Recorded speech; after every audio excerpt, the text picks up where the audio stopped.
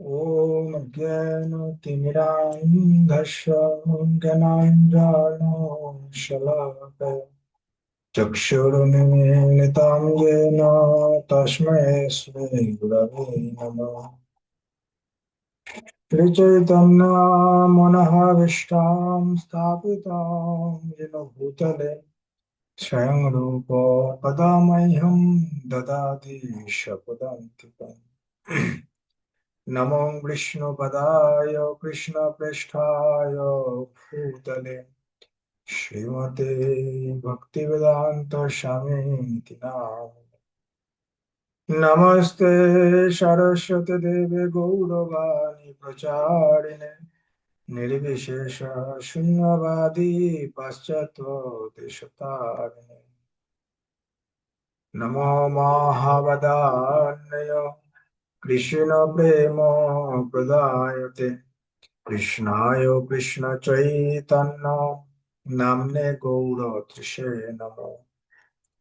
नित्यानंद नमस्तभं प्रेमानंद प्रदायने कलह कल्मषनाशाय जहन्नमः नमो। जय श्री कृष्ण चैतन्य प्रभु नित्यानंद श्री अद्वैत गदाधर श्रीवासादि श्री गौरभक्तवृंद। हरे कृष्णा कृष्ण कृष्ण हरे हरे हरे राम राम राम हरे हरे। नारायणाय नमस्कृतं नरं चैव नरोत्तमं देवीं सरस्वती व्यासं ततो जयमुदीरये। नष्टप्रियाष्वभाद्वेषु नित्यां भागवतो सेवया भागवतोत्तमश्लोके भक्तिर्भवति नैष्ठिकी। হরে কৃষ্ণ প্রভু। हरे कृष्ण। প্রণাম প্রভু। मुखं करोति वाचालं पुंहं लङ्घयते गिरिं यत्कृपा तमहं वन्दे श्रीगुरु दीनतारिणम्। परमानन्दमाधव श्रीचैतन्य ईश्वर हरि ओम् तत्सत्। ॐ नमो भगवते वासुदेवाय। ॐ नमो भगवते वासुदेवाय। ॐ नमो भगवते वासुदेवाय। जय जय श्री चैतन्य जय नित्यानंद जय द्वैत चंद्र जय गौर भक्त बिंद। जय जय श्री चैतन्य जय नित्यानंद जय द्वैत चंद्र जय गौर भक्त बिंद। जय श्री चैतन्य महाप्रभु की जय। पंचतत्व गौर भगवान की जय। चैतन्य चरितामृत की जय। गौर प्रेमानंदे हरि हरि।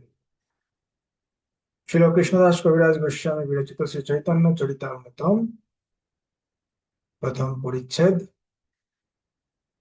गुरुवादी वंदना मंगलाचरण श्लोक संख्या 60। सतां प्रसंगानामं बीर्ज संविद भवान्तरितकरणाशायनाकतः तच्च सनादयश्च पवार्गत्मनि শ্রদ্ধারতির্ভক্তিরনুক্রমিষ্যতি। পারমাত্মিক মহাপণ্ডিত ভগবানের কথা ভক্ত সঙ্গেই কেবল যথাযথভাবে আলোচনা করা যায় এবং সেই কথা শ্রবণে হৃদয় ও শ্রবণেন্দ্রিয় তৃপ্ত হয়। ভক্ত সঙ্গে সেই বাণী প্রীতিপূর্বক শ্রবণ করতে করতে শীঘ্রই মুক্তির বর্তমান আমার প্রতি প্রথমে শ্রদ্ধা, পরে রতি এবং অবশেষে প্রেম ভক্তি ক্রমে ক্রমে উদিত হয়। শ্রীমদ্ ভাগবতের তৃতীয় স্কন্ধের 25 নম্বর অধ্যায়ের 25 নম্বর শ্লোকটিতে ভগবান কপিল দেব ভগবত ভক্তি সম্বন্ধে তার মাতা দেবহূতির প্রশ্নের উত্তর দিচ্ছেন। ভগবত ভক্তির মার্গে যতই অগ্রসর হওয়া যায় সেই পন্থা ততই স্বচ্ছ ও উৎসাহদীপক হয়। গুরুদেবের নির্দেশ অনুসারে এই পারমার্থিক অনুপ্রেরণা লাভ না হওয়া পর্যন্ত এই পথে অগ্রসর হওয়া যায়।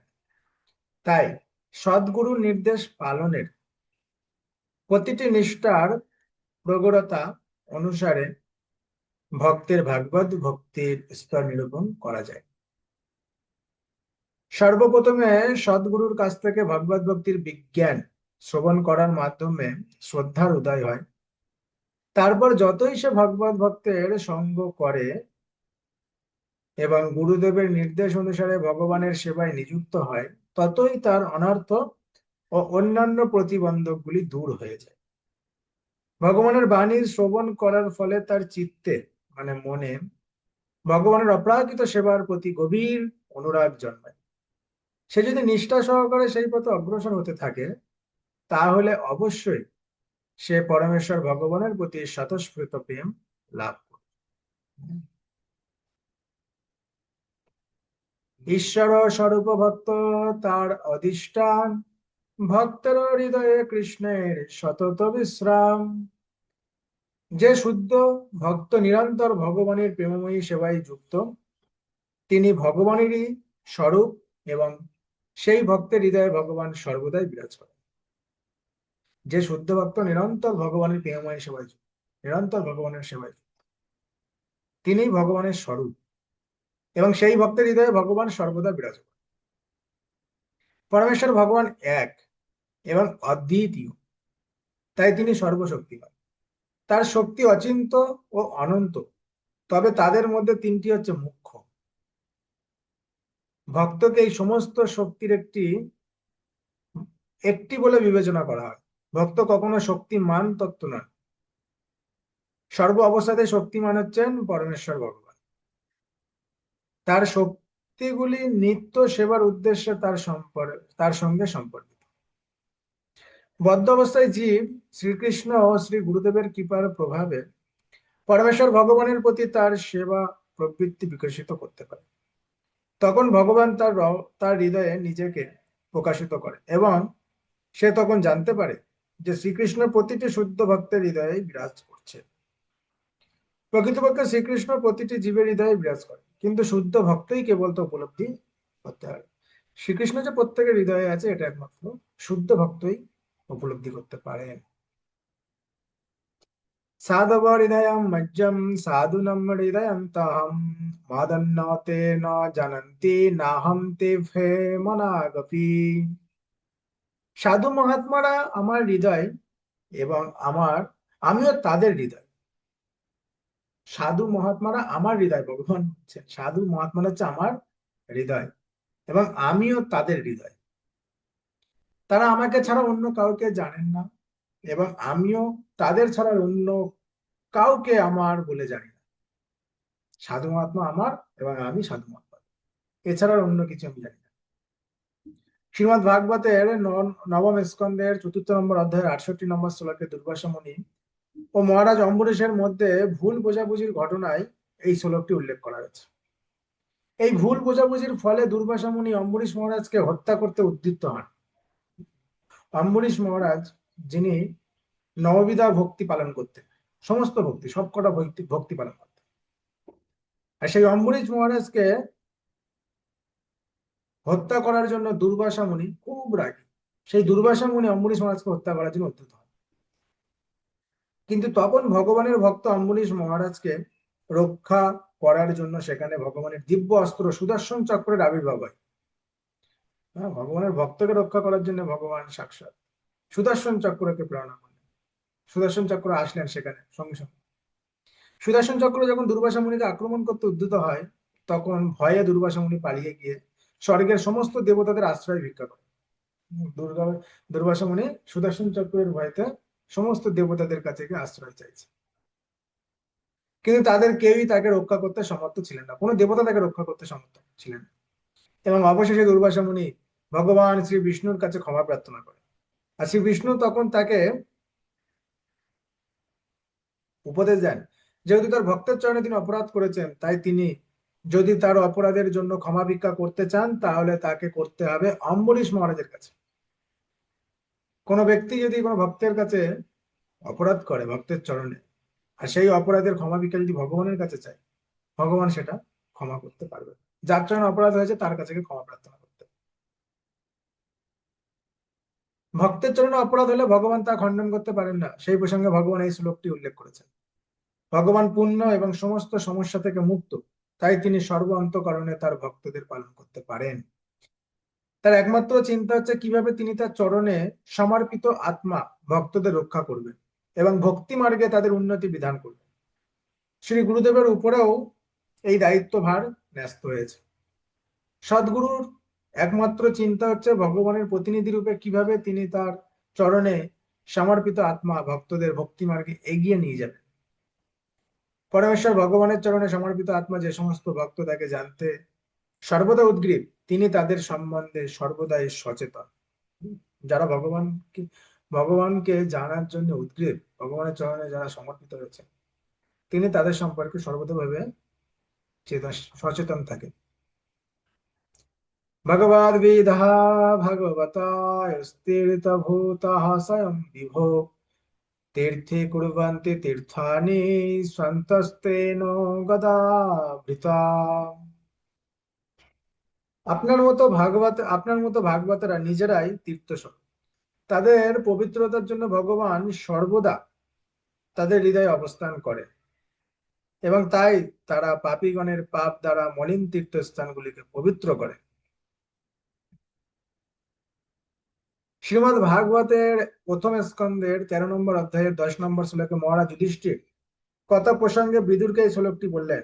বহুকাল তীর্থ পর্যটন করার পর বিদুর যখন হস্তিনাপুরে ফিরে আসেন, তখন মহারাজ যুধিষ্ঠির তার মহাত্মা ক্ষুল্লতা তাকে অভ্যর্থনা জানিয়ে এই কথাগুলি বললেন। মহারাজ যুধিষ্ঠির বিদুরকে বলেন যে তার মতো শুদ্ধ ভক্তরা নিজেরাই তীর্থস্থানগুলির মূর্ত প্রকাশ, কারণ পরমেশ্বর ভগবান সর্বদা তাদের হৃদয়ে বিরাজমান। ভগবান সেখানে থাকবে, সমগ্র তীর্থ সেখানে উপস্থিত। আর ভগবান ভক্তের হৃদয়ে আছে, তাই শুদ্ধ ভক্ত যেখানে থাকবে সেখানে সমগ্র তীর্থ স্থান হয়ে যাবে। তাদের সঙ্গ প্রভাবে পাপীরা পাপ মুক্ত হয় এবং তাই শুদ্ধ ভক্তরা যেখানেই যান সেই স্থানে তীর্থে পরিণত হয়। এই ধরনের শুদ্ধ ভক্তদের উপস্থিতির জন্যই তীর্থস্থানগুলি এত মাহাত্ম্যপূর্ণ হয়ে ওঠে। সেই ভক্তগণ হয় দ্বিবিধ প্রকার, পারিষদগণ এক, সাধকগণ আর। দুই শ্রেণীর শুদ্ধ ভক্ত রয়েছে, ভগবানের নিত্য পার্ষদ ও সাধক ভক্ত। নিত্য মুক্ত ভাগবত সেবাকরা হচ্ছেন ভগবানের নিত্য পার্ষদ এবং জীবনের পূর্ণতা প্রাপ্তি চেষ্টা করেছেন। যে সমস্ত ভক্ত তাদের বলা হয় সাধক। পার্ষদদের মধ্যে কেউ কেউ ভগবানের ঐশ্বর্য দ্বারা আকৃষ্ট হয় এবং অন্যরা ভগবানের মাধুর্যের দ্বারা আকৃষ্ট হয়। ভগবানের ঐশ্বর্যের দ্বারা আকৃষ্ট ভক্তরা সম্ভ্রম সহকারে ভগবানের সেবা করার জন্য বৈকুণ্ঠ লোকে স্থান লাভ করে, আর মাধুর্য পড়া ভক্তরা সরাসরি ভাবে পরমেশ্বর ভগবান শ্রীকৃষ্ণের সেবা করার জন্য বৃন্দাবনে স্থান লাভ করে। ঈশ্বরের অবতার এই তিন প্রকার, অংশ অবতার আর গুণ অবতার। সত্যবেশ অবতার তৃতীয় মত, অংশ অবতার পুরুষ মৎস্যাধিক জাত। ভগবানের অবতার তিন প্রকার, অংশ অবতার, গুণ অবতার ও সপ্তদশ অবতার। পুরুষ অবতার ও মৎস্য আদি অবতাররা হচ্ছেন ভগবানের অংশ অবতারের দৃষ্টান্ত। ব্রহ্মা বিষ্ণু শিব তিন গুণাবতার গণী, সপ্তবেশ সনকাদি পৃথু ব্যাস মুনি। ব্রহ্মা বিষ্ণু শিব হচ্ছেন ভগবানের গুণ অবতার, আর সপ্তবেশ অবতার হচ্ছেন সনক, সনন্দ, সনাতন ও সনত কুমার। এই চতুর্সং পৃথু মহারাজ ও মহামুনি ব্যাসদেব, এরা হচ্ছে সপ্তবেশ অবতার। আর ব্রহ্মা বিষ্ণু শিব হচ্ছেন গুণাবতার ভগবানের। দুই রূপে হয় ভগবানের প্রকাশ, একে তো প্রকাশ হয়, আরে তো বিলাস। পরমেশ্বর ভগবান নিজেকে প্রকাশিত করেন দুই রূপে, প্রকাশ ও বিলাস। পরমেশ্বর ভগবান তার সবিশেষ রূপকে প্রকাশ ও বিলাস নামক দুটি ভিন্ন রূপে প্রকট করেন। ভগবান শ্রীকৃষ্ণ লীলাবিলাসের জন্য তার প্রকাশ বিগ্রহের প্রকাশ করেন, এবং অন্য তাদের রূপ ঠিক তারই মতো। ভগবান শ্রীকৃষ্ণ যখন দ্বারকায় 16,000 মহিষীকে বিবাহ করেন, তখন তিনি 16,000 প্রকাশ বিগ্রহে নিজেকে বিস্তার করেছিলেন। তেমনি রাসনৃত্যের সময় প্রতিটি গোপিকার সঙ্গে যুগপত ভাবে নৃত্য করার জন্য তিনি নিজেকে তার প্রকাশ বিগ্রহে বিস্তার করেছিলেন। 16,000 কৃষ্ণ হয়ে গেছিল। রাসলীলায় যে কজন ছিলেন গোপীরা, সকলের সাথে কৃষ্ণ ছিল, আলাদা আলাদা ভাবে সব নৃত্য করছিল। এটা হচ্ছে প্রকাশ।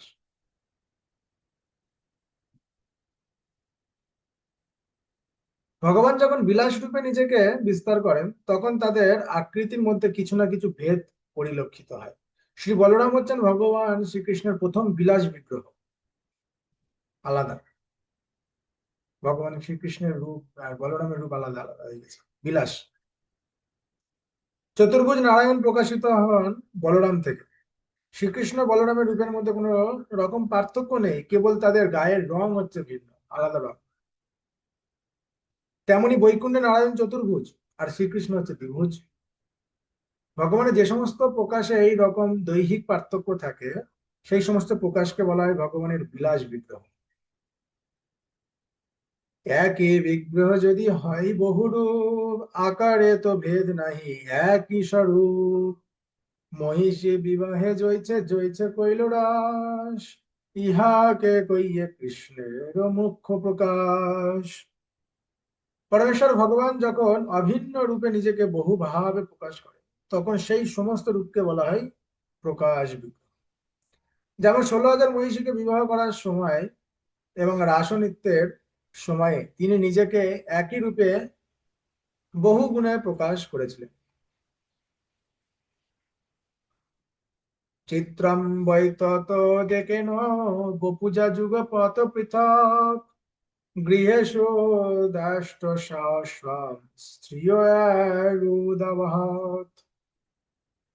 এটি পরম আশ্চর্যজনক যে ভগবান শ্রীকৃষ্ণ এক এবং অদ্বিতীয় হওয়া সত্ত্বেও নিজেকে 16,000 একই রূপে প্রকাশ করে 16,000 মহিষীকে তাদের নিজ নিজ প্রসাদে বিবাহ করেছিলেন, আলাদা আলাদা রূপে বিবাহ করেছিলেন। হ্যাঁ, 16,000 মহিষীকে 16,000 রূপে বিবাহ করেছিলেন একই সময়ে আবার। এই শ্লোকটি শ্রীমদ্ ভাগবতের দশম স্কন্ধ 69 নম্বর অধ্যায়ে 2 নম্বর থেকে উদ্ধৃত। রাসাত শবসং প্রবৃত্ত গোপী মণ্ডল মণ্ডিত যজ্ঞেশ্বরেণ কৃষ্ণেন তাসাম মধ্যে দয়র্দায়। যজ্ঞেশ্বর শ্রীকৃষ্ণ তার অচিন্ত শক্তি বলে প্রতি দুজন গোপিকার মধ্যে তার এক একটি মূর্তি প্রকাশ করে। গোপী মণ্ডল পরিশোভিত হয়ে রাসোৎসবে নৃত্য করেছিলেন। এই শ্লোকটি দশম স্কন্ধের 33 নম্বর অধ্যায়ে 3 নম্বর থেকে উদ্ধৃত হয়েছে শ্রীমদ্ ভাগবতে। প্রবিষ্টেন গৃহীতানাম কণ্ঠে স্বনিকটম শ্রিয় জন্মন্যেরন্নস্তা বুদ্ধিমানশতসংকুলম দিব্যাকশং সদরানম অথাৎ সুখাভৃতাত্মনম ততদন্তু ভዮ নেদুর নিপেতু পুষ্পবৃষ্টয়া। এইভাবে যখন গোপিকারা এবং শ্রীকৃষ্ণ রাস নৃত্যে মিলিত হয়েছিলেন, তখন প্রতিটি গোপিকা অনুভব করেছিলেন যে গভীর অনুরাগে কণ্ঠ ধারণা পূর্বক শ্রীকৃষ্ণ যেন কেবল তাকেই আলিঙ্গন করছেন। আলিঙ্গন মানে হাগ হাগ, জড়িয়ে ধরা। ভগবানের এই অতি অদ্ভুত লীলা দর্শন করার জন্য স্বর্গের দেবতারা সান্ত্রিক শত শত বিমানে করে গভীর উৎসুক সহকারে গগনপথে এসে উপস্থিত হয়েছিলেন। তারা পুষ্পবৃষ্টি বর্ষণ করেছিলেন এবং অত্যন্ত মধুর স্বরে দুন্দুভি বাদ্য বাজিয়েছিলেন। এই দুটি শ্লোকও শ্রীমদ্ ভাগবতের দশম স্কন্ধের 33 নম্বর অধ্যায়ের 4 থেকে 5 নম্বর থেকে উদ্ধৃত হয়েছে। অনেকত্র প্রকটতা রূপশৈকস্য জৈকদা সর্বদা তৎস্বরূপৈব স্বপ্রকাশ ইতির্যতে। একই রূপের অসংখ্য বিগ্রহ যখন অভিন্নভাবে একই সময়ে প্রকাশিত হয়, তখন ভগবানের সেই প্রকাশকে বলা হয় প্রকাশ বিগ্রহ। একই বিগ্রহ কিন্তু আকারে হয় আন অনেক প্রকাশ হয়, বিলাস তার নাম। একই বিগ্রহ আকারেও এক হয়, হ্যাঁ, অনেক প্রকাশ রূপে হয়, অনেক বিলাস রূপে হয়। একই বিগ্রহ সত্ত্বেও তার অসংখ্য রূপের ও পরস্পরের মধ্যে যখন অল্প পার্থক্য থাকে, তখন তাদের বলা হয় বিলাস বিগ্রহ। সারূপমন্যকরম যত্ত স্বভাতি বিলাসতঃ প্রয়াণাত্ম সমং শক্তা স্ববিলাসো নিগত্যতে। ভগবানের স্বরূপ যখন তার অচিন্ত শক্তির প্রভাবে লীলাবশত আত্মসদৃশ প্রায় অন্য বহু রূপে প্রকটিত হন, তখন তাদের বলা হয় বিলাস বিগ্রহ। এই শ্লোকটি লঘু ভাগবত মৃত 1-15 থেকে উদ্ধৃত। যাইছে বলদেব পরব্যাম নারায়ণ, যাইছে বাসুদেব প্রদ্যোম্নি সংকর্ষণ। এই ধরনের বিলাস বিগ্রহের দৃষ্টান্ত হচ্ছেন বলদেব, বৈকুণ্ঠ ধামে নারায়ণ এবং চতুর্ভুজ বাসুদেব সংকর্ষণ প্রদ্যুম্ন অনিরুদ্ধ। ঈশ্বরের শক্তি হয় এই 3 প্রকার: এক লক্ষ্মী গণপুরে মহিষীগণ আর ব্রজে গোপীগণ আর সবতে প্রধান, ব্রজেন্দ্র নন্দন যাতে স্বয়ং ভগবান। পরমেশ্বর ভগবানের শক্তি লীলা সঙ্গিনী 3 প্রকার: বৈকুণ্ঠ লোকে লক্ষ্মীগণ, দ্বারকায় মহিষীগণ এবং বৃন্দাবনে গোপিকাগণ। এটা হচ্ছে লীলা সঙ্গিনী, এনাদের সাথে কৃষ্ণ কিভাবে লীলা করে। হ্যাঁ, বৈকুণ্ঠে কাদের সাথে? না, লক্ষ্মীগণের সাথে। বৈকুণ্ঠে লক্ষ্মী নারায়ণ, লক্ষ্মীর সাথে, লক্ষ্মীগণের সাথে। দ্বারকায় মহিষীগণ, যে 16,108টা মহিষীগণ আছে, 16,000 মহিষীগণ আছে তার সাথে, এবং বৃন্দাবনের গোপীদের সাথে। তাদের সকলের মধ্যে তাদের সকলের মধ্যে ব্রজ গোপিকারাই হচ্ছেন শ্রেষ্ঠ, কেননা তারা স্বয়ং ভগবান ব্রজেন্দ্র নন্দন শ্রীকৃষ্ণের সেবা করার সৌভাগ্য অর্জন করে। স্বয়ং রূপ, স্বয়ং স্বরূপ ভগবান, নিত্য স্বরূপ। আর যা আছে ওগুলো তো প্রকাশ, লীলা, বিলাস, প্রকাশ। আর শ্রীকৃষ্ণ হচ্ছে নিত্য স্বরূপ ভগবান। কাদের সাথে লীলা করছে কৃষ্ণ? না, গোপিকাদের সাথে, তাই গোপিকাদের শ্রেষ্ঠ বলা হচ্ছে। স্বয়ং রূপ স্বয়ং রূপ কৃষ্ণের কাহ বহু তার সম, ভক্ত সহিতে হয় তাহারা বরানো। স্বয়ং ভগবান শ্রীকৃষ্ণের পার্ষদেরা হচ্ছেন তার ভক্ত, যারা তার থেকে অভিন্ন। ভগবান তার ভক্ত পরিকর দ্বারা সর্বদা পরিবেষ্টিত থাকে।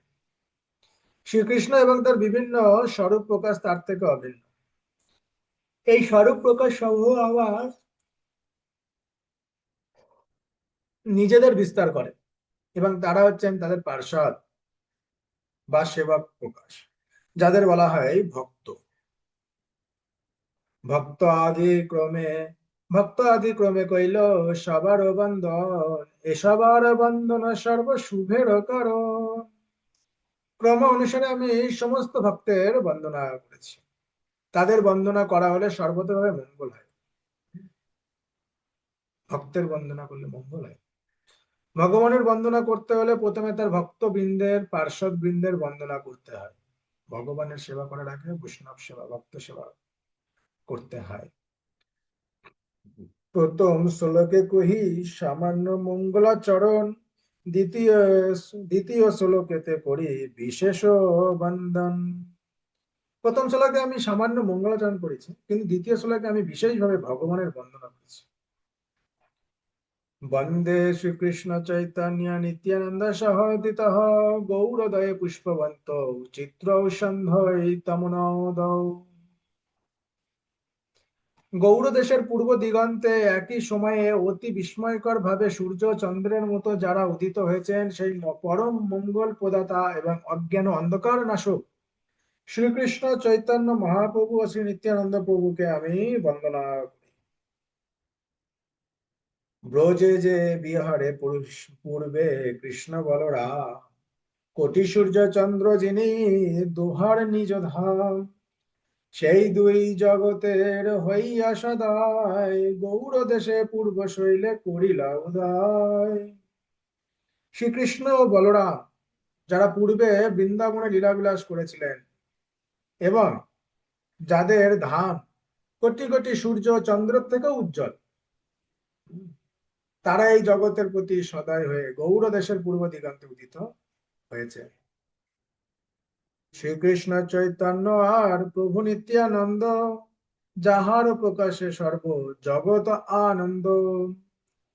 শ্রীকৃষ্ণ চৈতন্য মহাপ্রভু ও শ্রী নিত্যানন্দ প্রভুর আবির্ভাবের ফলে সমস্ত জগৎ আনন্দে পরিপূর্ণ হয়ে উঠেছে। সূর্যচন্দ্র হরে যাইছে সব অন্ধকার, বস্ত্র প্রকাশ হইয়া করে ধর্মেরও প্রচার। এই মত দুই ভাই জীবের অজ্ঞান, তমনাশ করি করিল তত্ত্ববস্ত্র দান। সূর্য চন্দ্র যেমন অন্ধকার বিদূরিত করে, সবকিছু যথার্থ রূপ প্রকাশ করে, তেমন এই দুই ভাই জীবের অজ্ঞান ও তরি অন্ধকার দূর করে তাদের পরম তত্ত্ব জ্ঞানের আলোক দান করেছে। অজ্ঞানতমের নাম কই হে কৈতব, ধর্ম অর্থ কাম মোক্ষ বাঞ্ছায় আদি সব। অজ্ঞানতার অন্ধকারকে বলা হয় কৈতব বা প্রতারণার পন্থা, যা শুরু হয় ধর্ম অর্থ কাম ও মোক্ষ আদির মাধ্যমে। হরে কৃষ্ণ হরে কৃষ্ণ কৃষ্ণ কৃষ্ণ হরে হরে, হরে রাম হরে রাম রাম হরে হরে। শিল কৃষ্ণদাস কবিরাজ গোস্বামী চৈতন্য চরিতামৃত কি জয়। এখানে রহিল গ্রন্থ এই অমৃত লহরী, বদন ভরিয়া বলো হরি হরি। হরি বল হরি বল। জয় শ্রী চৈতন্য চরিতামৃত কি জয়।